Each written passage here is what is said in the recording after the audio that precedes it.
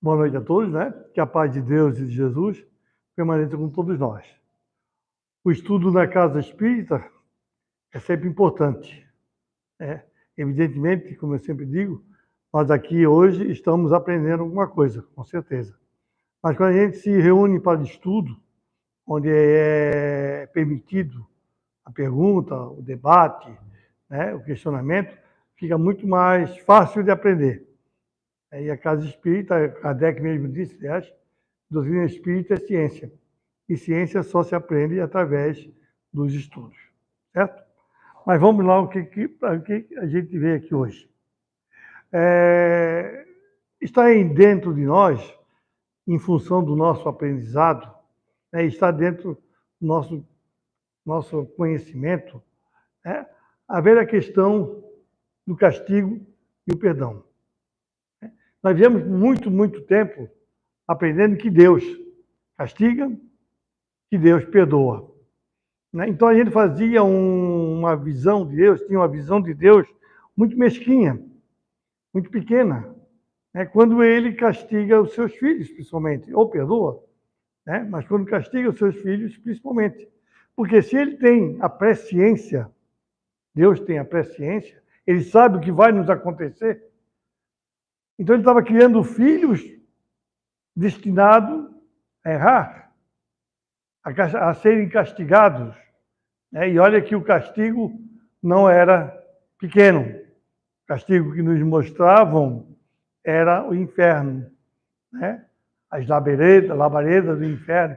E muito mais sofrível é quando nos dizia que nós não sairíamos deste inferno até a eternidade.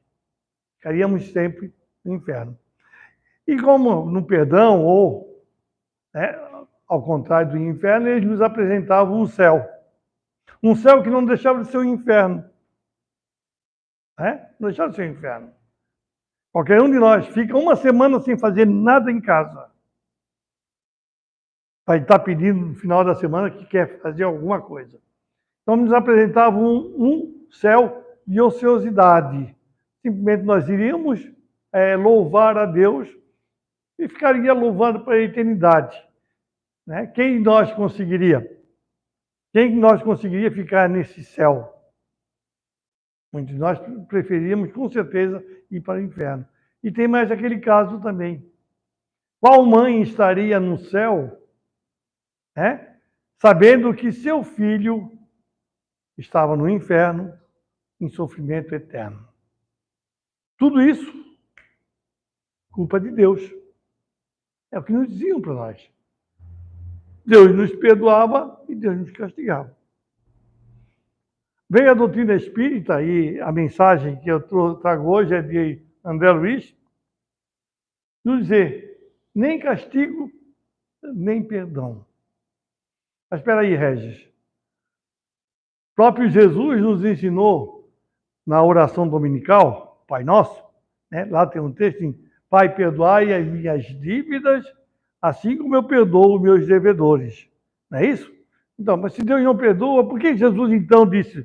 Jesus nos enganou sobre isso? Foi um erro de Jesus dizer para nós pedir perdão ao Pai? Isso eu vou deixar no ar. Mais na frente nós vamos falar um pouco sobre isso. Então, aqui. Então, a doutrina espírita vem nos dizer, o espírita encontra na própria fé, eu já disse outro dia aqui, que fé é certeza, fé é conhecimento. Por isso devemos estudar a doutrina espírita, O que seja redivido. O espírita encontra na própria fé estímulos novos para viver com alegria, pois com ele os conceitos fundamentais da existência recebem sopros poderosos de renovação. Então, o espírita encontra na fé, na própria fé, estímulos novos para viver com alegria, pois com ele os conceitos fundamentais da existência recebem sopros poderosos de renovação. Que conceitos fundamentais é esse que a doutrina espírita nos traz, que faz com que nós possamos viver com alegria? Que sopro poderoso de renovação é essa? Que a doutrina vem nos mostrar, que faz com que nós possamos sair de uma tristeza ou sair de um medo, de um inferno, porque, né, como a igreja nos mostrava, ninguém de nós ia para o céu, provavelmente. Ou muitos poucos de nós ia para o céu. Então, a grande maioria de nós ia nos encontrar no inferno. Né? E a doutrina espírita veio nos mostrar algo diferente. Algo diferente. Sopros diferentes, sopro de renovação, de libertação. Conhece a verdade e te tornarás homens livres. Então, a doutrina espírita veio trazer isso para todos nós. Muito combatida, a gente sabe, no seu início, há mais ou menos 160 anos, muito combatida, e até pouco tempo ainda muito combatida, mas hoje, felizmente, já bastante aceita. Não, vamos dizer, aceita a doutrina espírita. Né? Não a doutrina espírita, mas os conceitos que a doutrina espírita nos traz. Né? Já visto que a reencarnação ou a próxima vida está na boca do povo. Quase todos nós conhecemos amigos de outros credos religiosos que falam isso para nós. O que é isso? É os conceitos espíritas adentrando a humanidade. Né? Kardec previu isso. Se a gente for falar em termos de doutrina espírita, 150 anos, não é nada se a gente for comparar com as outras religiões que nós temos, em termos de tempo. E olha que a doutrina espírita está avançando. Por quê? Ela é libertadora, ela é consoladora. E quando a questão da consolação, que a doutrina espírita nos traz, é muito importante dizer isso. Não adianta chegar na espiritualidade depois desencarnar assim, eu fui espírita. Não adianta. Não vou ser consolado porque ter sido espírita. Eu vou ser consolado pelo que eu fiz, daquilo que eu aprendi dentro da doutrina espírita. E vão me perguntar, tudo bem, tu era espírita, e aí? O que tu fizesse? Nada. Quem te auxiliasse? A tua responsabilidade até será maior, porque já tinhas o conhecimento da doutrina e não fizesse nada. Então, ela traz a consolação, esse conhecimento que ela nos traz, de como nos portar nessa existência, e como nos portar também na existência após a desencarne. A doutrina espírita nos traz esse roteiro.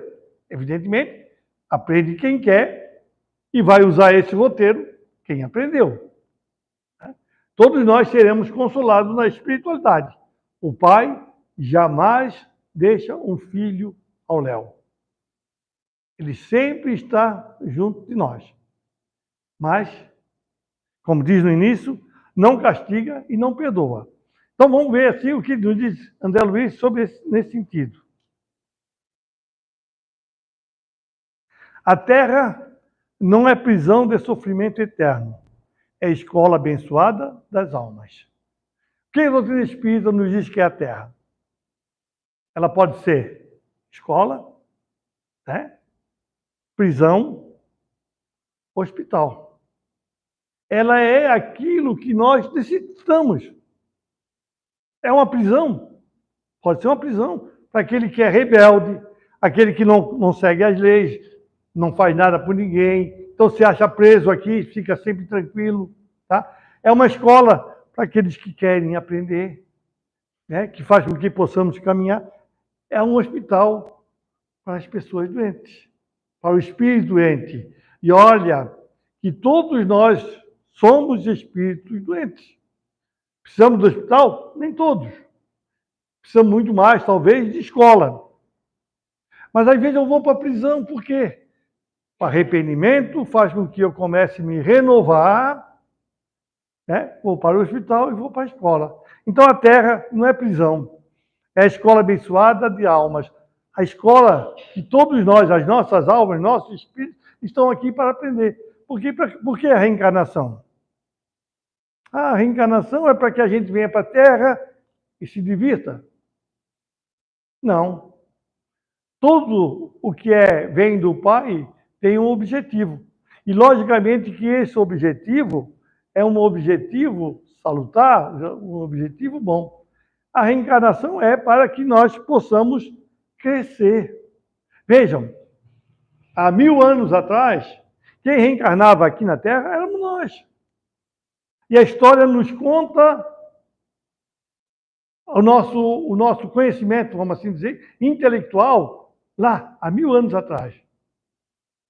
Hoje estamos aqui, 1000 anos depois. Nosso conhecimento intelectual é bem maior.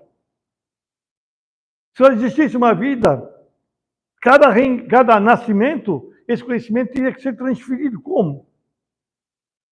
Não, eu, através das reencarnações, eu fui adquirindo esse conhecimento.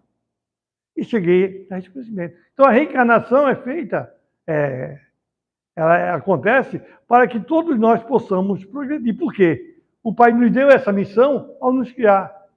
Né? Nos criou e deu a missão do progresso. E também deu a ferramenta para que nós pudéssemos progredir, que é a reencarnação. E a Terra é um desses lugares onde nós viemos estagiar, onde nós viemos provar, onde nós viemos espiar aquilo que nós fizemos no passado. Aquilo que nós fizemos no passado.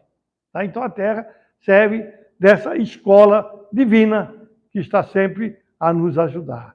Então devemos sempre bem dizer, porque na realidade, se a gente for olhar a Terra, não olharmos na nossa parte social, né, na nossa parte social de fome, essas coisas, mas se olharmos a Terra, olha, a Terra é um planeta de provas e expiações.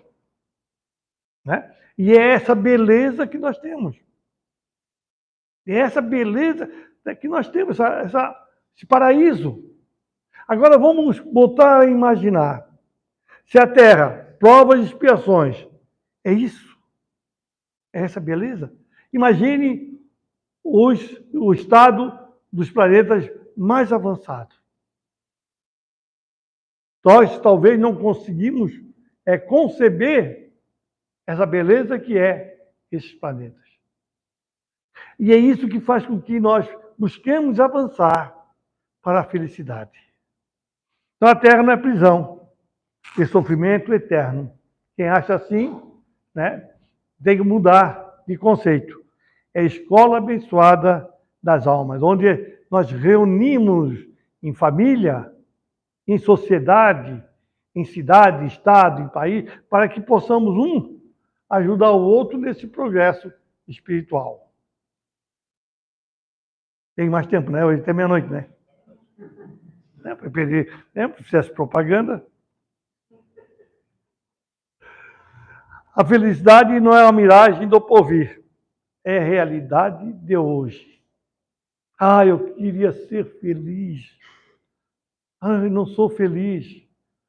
Não tenho felicidade. O que nos diz o livro dos Espíritos?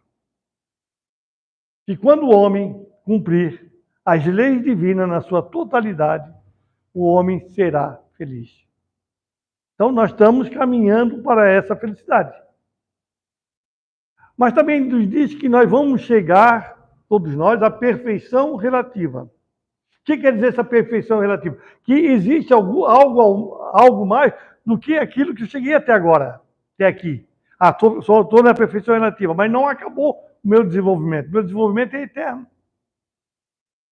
Então, hoje, cada um de nós, podemos dizer, nós somos relativamente perfeitos. Relativamente, dentro dessa relatividade. Evidentemente que nós temos que buscar mais crescimento. Essa relatividade vai ao infinito. Tá? E nós estamos felizes.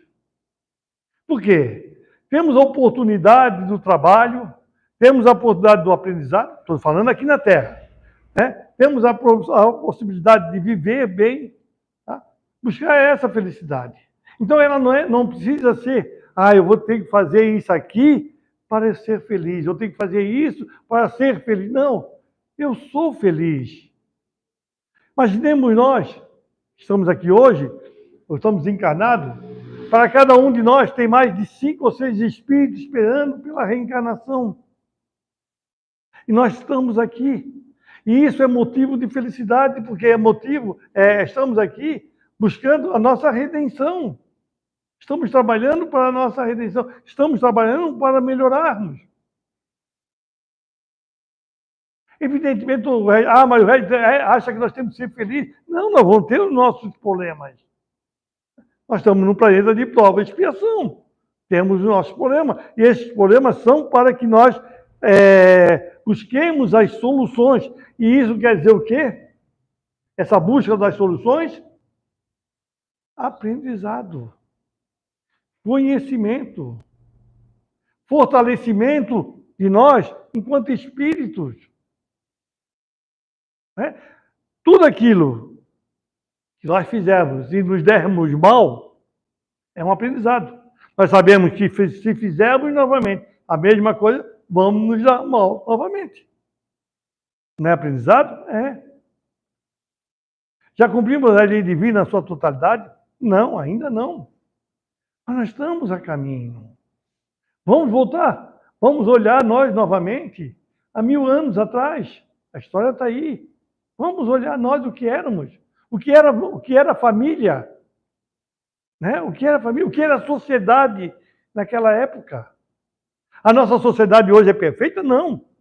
Está longe de ser perfeita. Mas imaginemos como era a sociedade há 1000 anos atrás. Isso não é motivo de felicidade? É. Mas não, nós queremos que a felicidade venha. Nós queremos a felicidade. Mas aí nós vamos nos perguntar assim, o que é que eu estou fazendo para eu ser feliz? Eu tenho conhecimento. Só seremos felizes quando cumprir a lei divina na sua totalidade. Então, eu tenho caminho. Eu estou trabalhando dentro desse caminho? Eu estou percorrendo esse caminho? Eu estou me desviando desse caminho lá uma vez ou outra? Toda vez que eu me desviar desse caminho, eu vou ter que voltar ao caminho. Quando eu saio do caminho, pode ter uma felicidade efêmera, material. Mas quando eu volto, é sofrimento, é dor. Então, nós é que escolhemos. Está na nossa mão esse caminhar. Vamos ver que eu tenho que passar alguma cola aqui. Está falando de felicidade. Agora, a dor não é forjada por outrem. É criação do próprio espírito. Eu estou sofrendo porque ela me abandonou. Ela é culpada do meu sofrimento. Nós sempre buscamos o culpado pelo nosso sofrimento, pelos nossos problemas. Dificilmente, nós vamos à frente do espelho para ver quem é o culpado.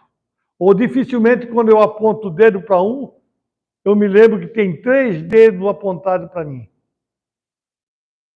Né? Então, a dor não é forjada por outro. É criação do próprio espírito. Quem nos faz mal? Qual é a pessoa, vamos botar, que nos faz mal? Segundo a doutrina espírita. É aquela pessoa ignorante, é aquela pessoa doente. E eu tendo esse conhecimento da doutrina espírita, deixo que o mal que essa pessoa me fez adentre no meu coração. Quando eu devia pensar assim, poxa, coitada, ela deve estar com algum problema, vamos tentar ajudá-la, vamos orar por ela, virar as costas e ir embora. Mas não, eu boto aquilo dentro de mim e aquilo fica me remoendo, às vezes por uma eternidade.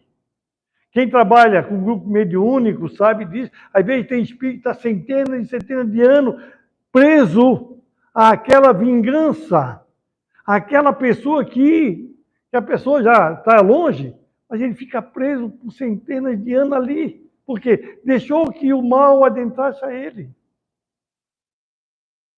Quando Jesus disse, eu já falei isso aqui, quando Jesus disse assim, Pai, perdoai, eles não sabem o que fazem, ele não nos perdoou. Ele pediu ao Pai que nos perdoasse, mas ele não nos perdoou, porque ele não precisava nos perdoar. Porque o que nós fizemos para ele, ele não guardou esse sentimento. E Jesus é o nosso guia, é o nosso mestre, é o nosso exemplo. Então nós temos que buscar esses exemplos de Jesus. Não deixar com que esse mal, a dor, esse mal, né, as coisas que as pessoas adentrem em nós. Lembrarmos de que também nós somos necessitados de indulgência. Porque nós não somos bonzinhos. Nós não somos bons. Assim como eu tenho que ser indulgente para o outro, eu também preciso da indulgência. Então, a dor não é forjada por ninguém. Voltem. É criação do próprio Espírito. Se deixa doer, se deixa magoar por aquilo que acontece. Então, começamos a examinar a nossa vida nesse sentido. Para buscar a tranquilidade. Para buscar o como caminhar.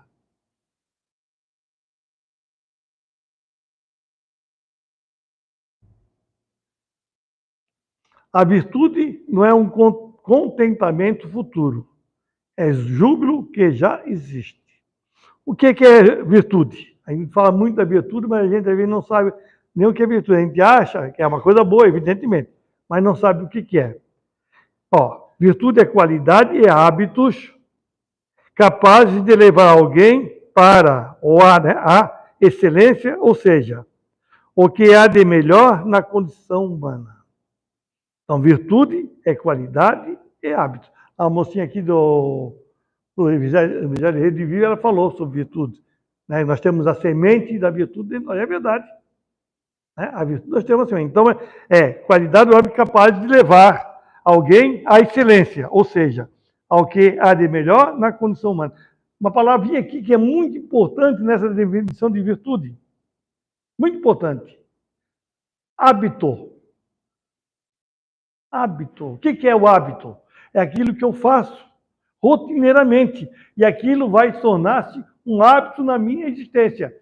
Eu tenho o hábito de fumar. Né? Então aquilo tornou-se um vício. Eu tenho o hábito de fazer o bem. Então aquilo tornou-se um vício. Não seria um vício, né? Mas eu trabalhar no bem. Então o hábito é uma coisa que eu faço. Depende de mim. Fazer germinar a virtude que está dentro de nós, a sementinha da virtude que está dentro de nós, germina através dos nossos hábitos. Né? O que, como diz aqui, capaz de levar alguém à excelência, ou seja, que há de melhor na condição. Então, que eu busco que há de melhor na condição humana. E o que é o melhor na condição humana?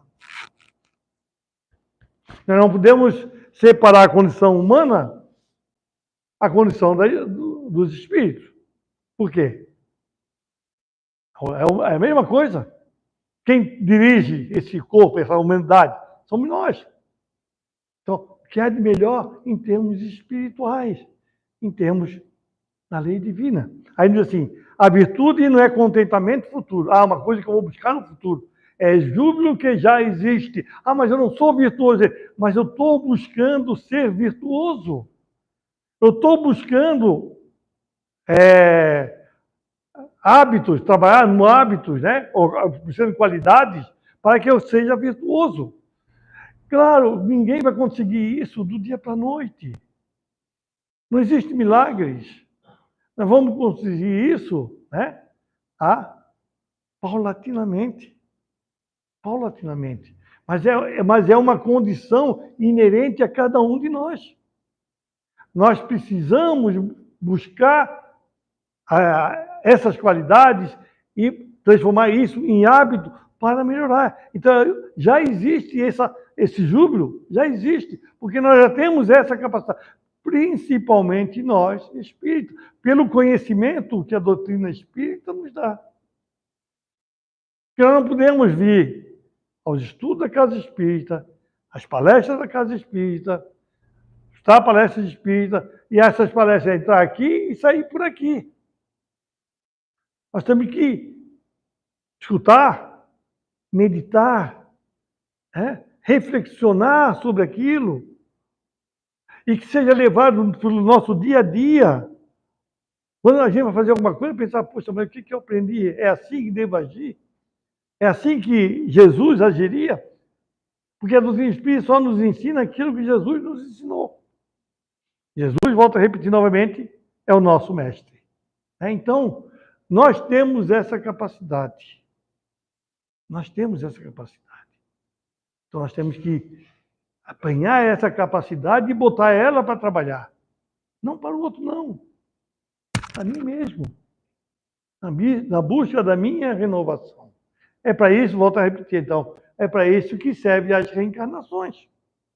Se eu chegasse de uma só existência, o pai me julgasse e fosse jogado, né, no inferno, acabava. Não existia nada mais. Mas não. A bondade, a sabedoria divina nos dá a reencarnação. Oportunidades mil de nós nos modificarmos. Vamos para frente. A morte não é santificação automática. É mudança de trabalho e de clima. Ah, tadinha, era tão bom, morreu. Agora está bem na espiritualidade.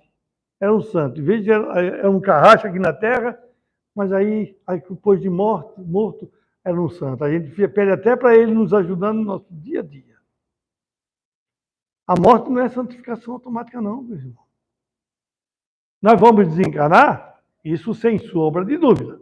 Como diz o Sidney, nós já compramos a passagem. Só não está marcado o dia. Tá? Nós já compramos essa passagem. Só não está marcado. Então nós vamos desencarnar. Como é que vamos chegar na espiritualidade? Cada um tem que reflexionar agora. Como é que eu chego hoje, se eu chegar, espero que não aconteça, e agora desencarnar agora, como é que eu estou para chegar nessa espiritualidade? É como eu estou agora que eu vou chegar na espiritualidade. Não vou modificar, não vou virar santo. Não é os anjinhos que vêm me receber, ou os demônios. Não é eles que vêm me receber. Eu vou chegar como estou agora, meus problemas, meus ciúmes, meus rancores, meus amores. Tudo isso nós levamos para a espiritualidade. Tá? Então não é santificação, nós vamos ser a mesma coisa. É mudança de trabalho e de clima. Então nós vamos mudar de trabalho e de clima. De clima que nós vamos para a espiritualidade. Uma outra, a gente fala assim, né? Na outra espiritualidade. Na realidade, a espiritualidade está aqui. Nós vamos entrar numa outra dimensão. Né? Nós vamos entrar numa outra dimensão. Então tá, nós vamos para a espiritualidade. Tá? Onde lá não existem segredos. Não existem segredos. É bom nós pensar nisso. Não existe segredo. Aí vamos, mudança de clima, mudança de trabalho. Ah, mas eu aqui não trabalho, não faço nada. Não tem problema, não vai fazer trabalho lá, nada também. Não vai fazer. Mas com o tempo que tu vai ficar lá, tu vais pedir trabalho.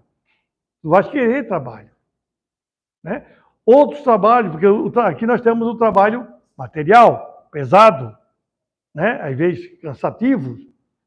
Lá o trabalho é diferente, é espiritual. É o aprendizado, é o estudo, é a ajuda. A gente vê na literatura espírita, principalmente de André Luiz, né? De Joana também, mas de André Luiz, a gente vê na literatura espírita o que é o trabalho da espiritualidade. É esse trabalho que tem. Aí poderíamos dizer assim, mas Regis, então lá na espiritualidade já tem trabalhador demais, porque desencara a gente todo dia. Ledo engano. Tem mais necessitados do que trabalhadores. No livro Memória de um Suicida, eles estavam num galpão. Aí eu estava visitando um galpão, né? Os 5. Aí viu que chegava num departamento, tinha as pessoas. Depois, outro dia, no outro departamento, as pessoas estavam lá. Então, eles viram a mesma pessoa e perguntaram, mas essas pessoas, sim, as pessoas têm que se dobrar no trabalho porque nós está faltando trabalhadores na espiritualidade. Olha o estágio espiritual que nós nos encontramos. Olha, e as religiões estão aí para nos ensinar. Ah, mas a religião tal, ninguém, não vamos falar da religião tal. Todas elas nos ensinam a amar ao próximo. Todas elas. Então nós não podemos dizer que desconhecemos o caminho para a nossa redenção. Nós conhecemos. Falta é vontade, perseverança.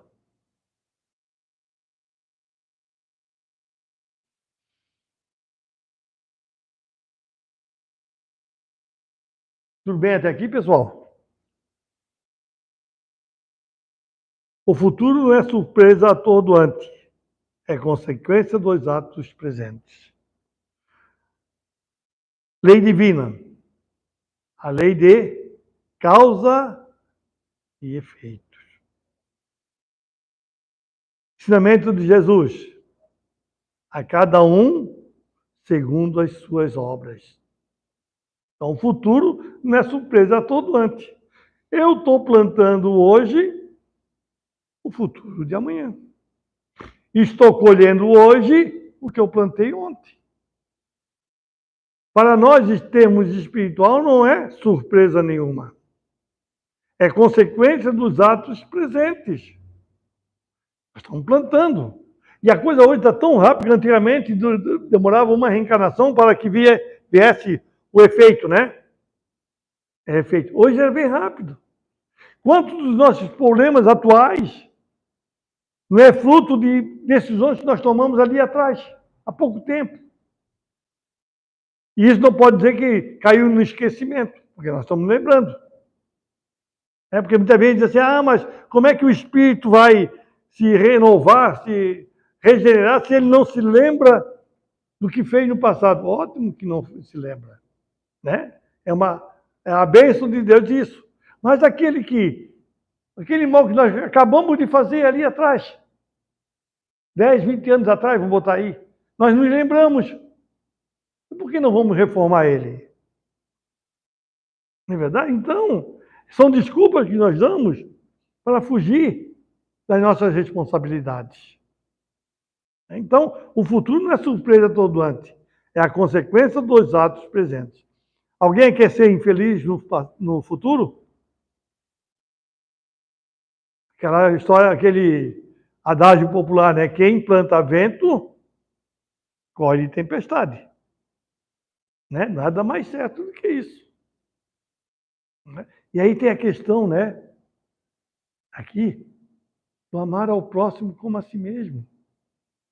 Sempre falo isso.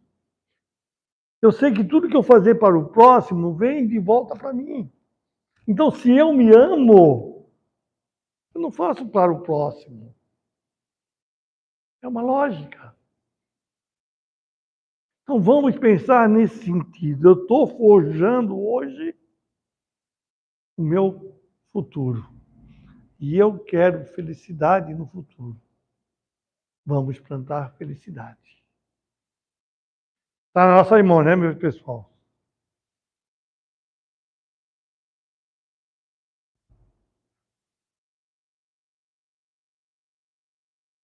O bem não é o conforto do próximo apenas. É o conforto do próximo bem, sim. Não é apenas o conforto do próximo. É ajuda a nós mesmos. Todo o bem que nós fizemos a outro, claro, é para ajudar, é para confortar o próximo. Tudo bem. Mas nós não estamos fazendo só para ele, nós estamos fazendo primeiramente para nós. Nós estamos fazendo bem. Não é verdade?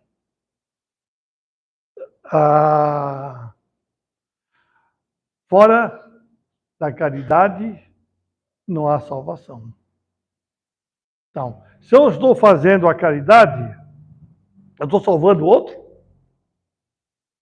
Né? Salvação é uma palavra meia, mas tudo bem, só para nos entendermos. Se eu estou fazendo a caridade, eu estou salvando o outro? Fora da caridade, não salvando. Eu estou, na realidade, me salvando. Estou dando conforto para o próximo. Pode ser. Estou ajudando. Mas, em regra geral, eu estou fazendo caridade para mim mesmo.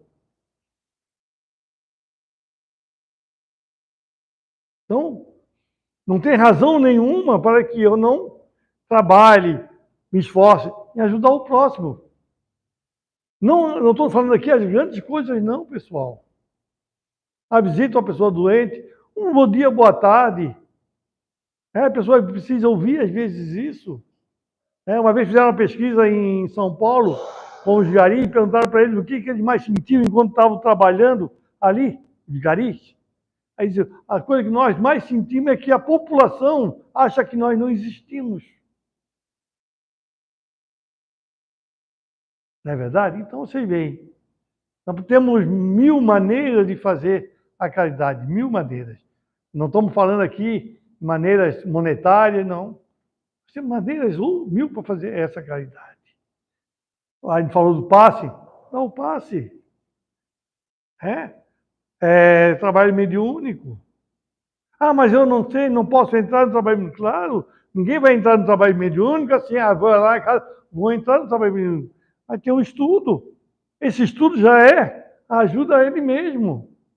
Quantas pessoas, as pessoas mais da casa, que às vezes vêm totalmente desarmonizada, a gente vê que é alguma coisa espiritual, aí entra no estudo, começa a compreender, ela mesmo começa a se vigiar, não precisa nem de trabalho mediúnico.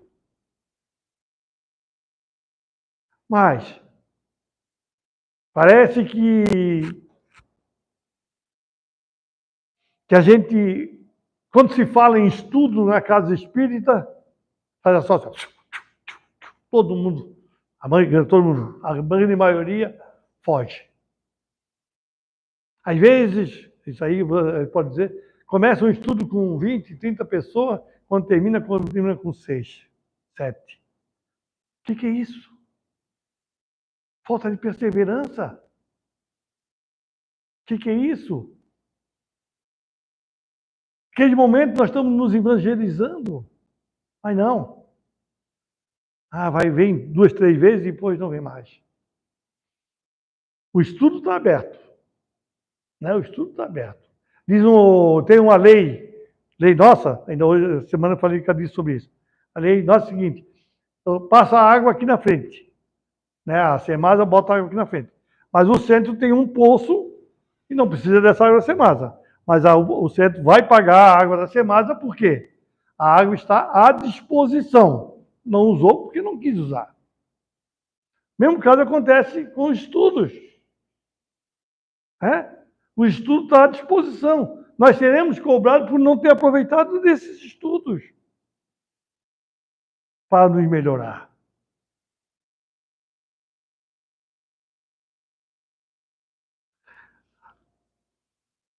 Deus é equidade soberana. Não castiga nem perdoa. Mas o ser consciente profere para si mesmo as sentenças de absolvição ou culpa ante a lei divina. Nossa conduta é o processo, nossa consciência, o tribunal. Equidade. Virtude de quem ou do que manifesta senso de justiça. Então, Deus, imparcialidade, respeito à igualdade de direitos. Então, Deus é justiça, é imparcialidade soberana. Não castiga nem perdoa, mas o ser consciente profere para si mesmo as sentenças de absolvição ou culpa ante as leis divinas. Nossa conduta é o processo, nossa consciência é o tribunal. Aí eu disse que ia falar sobre a questão do Pai Nosso, né? Agora ele diz assim, Pai Nosso, né? O Pai Nosso é, Pai, perdoai as minhas dívidas, assim como eu perdoo os meus devedores. Né? Então, Regis, se ele não perdoa, vou fazer a pergunta, se ele não perdoa, por que Jesus mandou nós pedir isso em prece? Aí nós vamos ver em Pedro 1, capítulo 4, versículo 8, diz assim, o amor cobre uma multidão de pecados. Está lá na Bíblia. Né? Aí vamos então ao teor da oração. Pai, perdoai as minhas dívidas, assim como eu perdoo os meus devedores. Quando eu perdoo os meus devedores, eu estou amando. O amor cobre uma série de pecados. É um mecanismo que funciona. Não é o Pai me perdoando, é a lei divina funcionando. Pai, perdoai as minhas dívidas, assim como eu perdoo os meus devedores. O amor cobre uma série de pecados. Toda vez que eu estou perdoando, eu estou amando. Em função disso, também estou diminuindo meus débitos. É a lei que está funcionando. Né? E aí, como diz aqui, né? Mas o ser consciente profere para si as sentenças de absolvição ocupa ante a lei divina. Nossa conduta é o processo, nossa consciência é o tribunal. Nós mesmos é que vamos nos julgar. Ou nós nos julgamos praticamente todo dia. Quando ele começa, puxa, por que eu fiz aquilo? Por que eu não devia ter feito dessa forma? Aí chega o arrependimento. Não devia ter, eu me arrependo. Aí esse arrependimento é o início da nossa reparação, da nossa reparação. Quando a gente escuta lá na igreja, né, diz assim, o padre diz assim, arrependei-vos e serão salvos. Ele não está totalmente errado. Porque o arrependimento é o primeiro passo, né, para a reparação. Quando eu me arrependo, eu vou querer fazer ou reparar aquilo que fiz de errado. E aí, onde acontece aí, e nós temos a oportunidade, né, de ajudar através das reencarnações, onde nascemos às vezes uma família, onde tem aquele um ou outro que foram nossos inimigos passados, ou tem problema, a gente sabe qual é o mecanismo que funciona. Graças a Deus nós sabemos, pessoal. Porque quando as pessoas dizem ali fora, na próxima eu quero ver, ele está falando sobre a reencarnação, mas não tem conhecimento nenhum sobre a reencarnação. Nós já temos esse conhecimento, nós já conhecemos esse mecanismo, nós já podemos nos movimentar melhor dentro desse mecanismo. Pelo conhecimento. E para terminar, né? André Luiz nos diz, não nos esqueçamos, portanto, de que se a doutrina espírita dilata o entendimento da vida, amplia a responsabilidade da criatura. Todo conhecimento amplia a nossa responsabilidade. Tá? Todo esse conhecimento que nós adquirimos da doutrina amplia a nossa responsabilidade. Meu pai dizia sempre, o espírita erra duas vezes. Erra porque sabia e erra porque errou. Mas não adianta nós fugirmos mais da doutrina espírita, pessoal. Não quero o conhecimento, não adianta. Nós estivemos aqui dentro. Nós temos a oportunidade. Mesmo que nós saímos daqui, não voltarmos mais, nós seremos cobrados, porque foi dado a oportunidade do nosso conhecimento. As raízes das grandes provas irrompem do passado, subsolo da nossa existência. Então, as raízes das grandes provas irrompem do passado, aquilo que nós fizemos no passado. E, na estrada da evolução, quem sai de uma vida entra em outra. Reencarnação, porque o berço e túmulo são, simultaneamente, entrada e saída em planos de vida eterna. André Luiz. Então, é um eterno continuar. Nós não temos várias existências, não temos várias vidas.